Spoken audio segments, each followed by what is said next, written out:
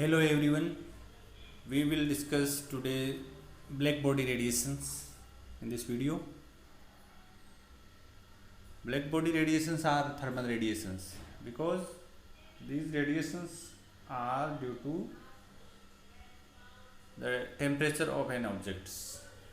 The radiations which are emitted due to their own temperature is known as thermal radiations. And what is black body?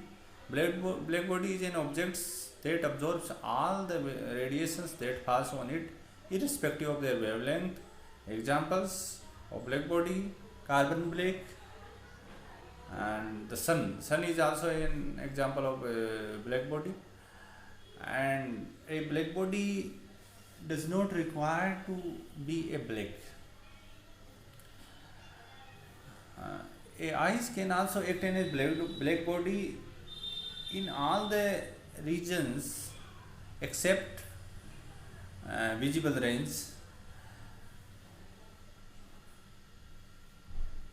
This you can see the Fairy's black body in this diagram.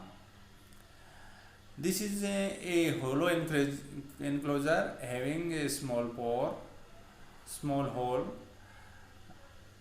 It is nearest to approach to black body.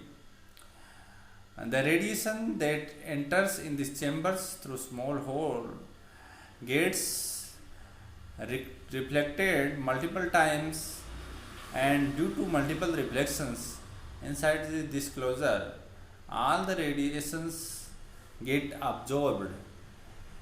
And when the temperature increases, this black body emits all the radiations that it absorbs. So we can say that a black body is a good absorber and a good emitter too. These are some laws that laws for thermal radiations. First is Provost's law. Provost says that every object emits radiation on all temperature, but a hotter objects radiate more than cooler one.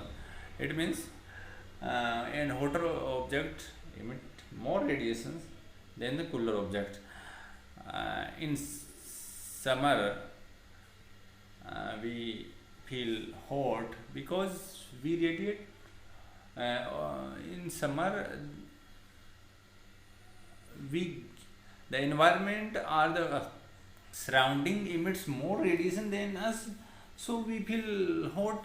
And in winter season, our body temperature is more than our surrounding, so we emit more radiation, so we feel cold. Kirchhoff's law. This law states that at a given temperature, the ratio of absorptivity and the total emissive power is constant for a body.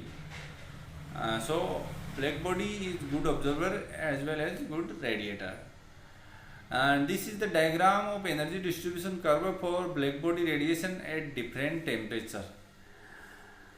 And the intensity of radiation emitted from a black body and its spectral distribution depends only on temperature, not on the nature or the substance of the black body. So it doesn't depend on the matter. And at a lower temperature, you can see in this diagram that the curve is almost flat. But if we increase the temperature, the height of the peak increase, and at a given temperature, the intensity of radiation emitted at first increase and then reach a maximum value, and after it start decreasing with further increase of wavelength. So there is, for every temperature, there is a wavelength at which the emitted intensity of radiation is maximum.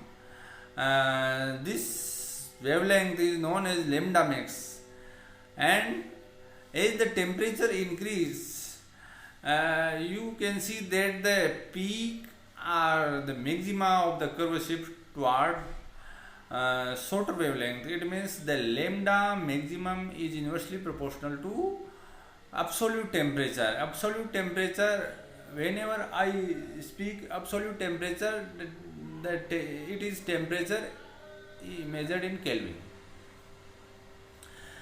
Next is Stephan-Boltzmann law. According to this law, intensity of total radiation E is proportional to the fourth power of absolute temperature capital T.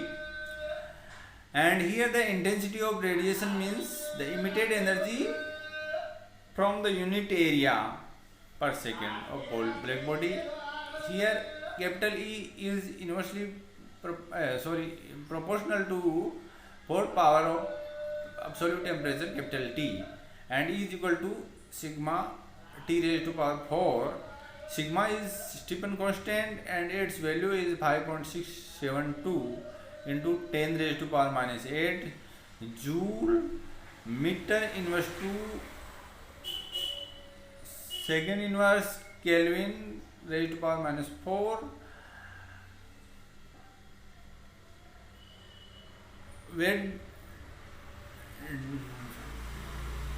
from where we can get this unit, you know that this is a energy per unit area. So for per unit area, it is energy. You know that the unit of energy is joule, and for per unit area it is meter inverse to, and per second it is second inverse. And because we are measuring the unit of sigma, and in this formula this is the T raised to power 4, so we get K inverse 4. Wiens displacement law. According to this law, the wavelength lambda at the maximum of spectral distribution is inversely proportional to absolute temperature T. You know that lambda max is inversely proportional to capital T. It can be also observed in the curve, because if we increase the temperature, the maxima shifts towards shorter wavelength. So if we increase temperature, then lambda max will decrease. So these are inversely proportional to, and their products are always constant, which is equal to small b, and small b is also known as Wien displacement constant, and its value is 2.93 into 10 raised to power minus 3 meter Kelvin. Meter is for because unit of lambda is meter, and the unit of temperature is Kelvin. So the unit of B is meter Kelvin, and we also give the expression E lambda d lambda is equal to E lambda d lambda is equal to A upon lambda raised to power 5 and E raised to power minus b upon lambda t. And we can also rearrange this equation in another form, which is A lambda d lambda is equal to A lambda raised to power minus 5 E raised to power minus b upon lambda t. Here E is the energy, E lambda is the energy emitted between wavelength range lambda and lambda plus d lambda, and A and B are constant. Above equations gives very good agreement with experimental curve in low wavelength region, but fails to reproduce the result at higher wavelength region. This Wiens displacement law or Wiens expressions give explanation of radiations at lower wavelength, but it can't explain the radiation at higher wavelength. So Rayleigh-Jeans proposed another law. Rayleigh and Jeans gave equation E lambda d lambda, which is equal to 8 pi k capital T lambda raised to power minus 4 d lambda. We can also write this equation in the form E lambda is equal to 8 pi kt upon lambda raised to power 4. Here k is Boltzmann constant, E lambda d lambda is energy radiation density in wavelength range lambda and lambda plus d lambda, and kt is the energy of E small of vibration. And E lambda, by this formula we can say that E lambda is inversely proportional to the fourth power of wavelength. And Rayleigh-Jeans law is applicable only for higher wavelength. It can't applicable. Can't be applicable at lower wavelength, and this phenomena is known as ultraviolet catastrophe, because at lower wavelength, which belongs to ultraviolet region, can't be explained by Rayleigh and Jeans law. So this is a ultraviolet catastrophe. And so there was a need of another law which was given by Planck. So this is Planck radiation law, and Planck this law is based on certain assumptions. And what are these assumptions? Energy is radiated or absorbed discontinuously in the form of small bundle of energy known as quanta. So Planck explained that energy emitted or absorbed not in continuous manner, but in a discrete form, in the form of small bundle of energy, small packets of energy, which is known as quanta, and each quanta is plural and quantum is singular. Each quantum has a definite amount of energy, capital E, which is equal to S nu, and here E is the energy in joule, nu is the frequency of radiation, and H is Planck constant. Its value is 6.626 into 10 raised to power minus 34 joule second. Joule second is the unit of Planck constant. A body can absorb or emit energy only in whole number multiple of quantum, that is 1s nu, 2s nu, 3s nu, or so on ns nu. Here n is whole number. So this is known as quantization of energy. So there will be no energy between 1s nu and 2s nu. There will be gap between these form some levels of energy, and on the basis of these postulates, Planck derived followed expression for energy for black body radiations.